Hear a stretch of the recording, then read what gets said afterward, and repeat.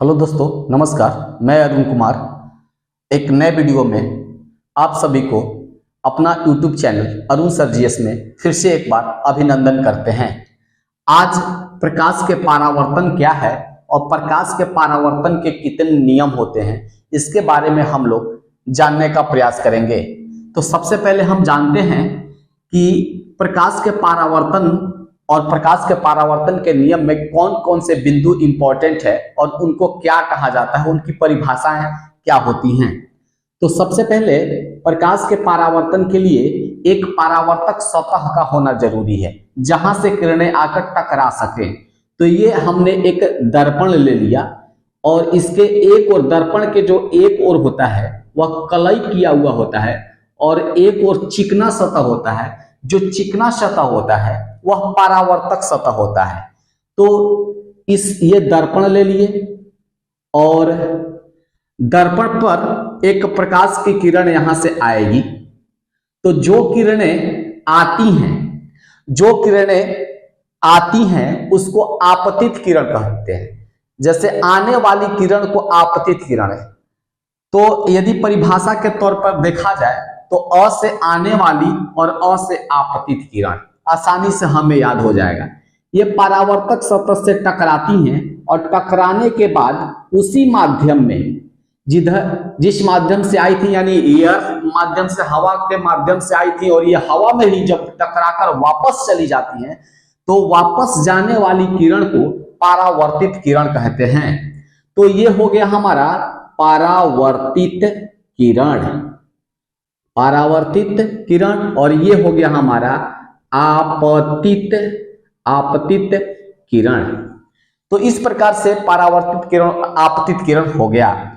और ये जो किरण आपतित किरण जहां आती हैं और जिस बिंदु पर टकराती हैं, परावर्तक सतह के जिस बिंदु पर टकराती हैं उस बिंदु को हम आपतन बिंदु कहते हैं। क्या कहते हैं? आपतन बिंदु।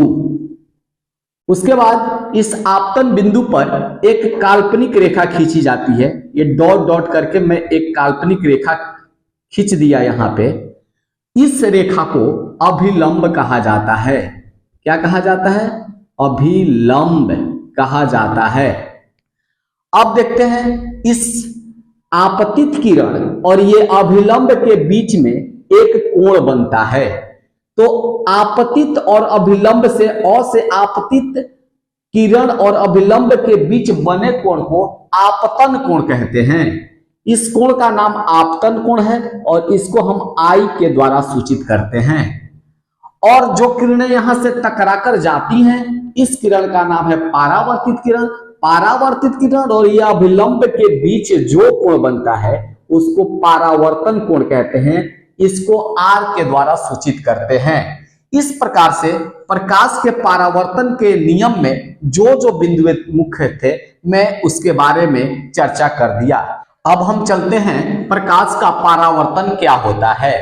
तो प्रकाश का परावर्तन प्रकाश का किसी परावर्तक से सतह से टकराकर माध्यम के उसी ओर लौटने की क्रिया को प्रकाश का परावर्तन कहते हैं।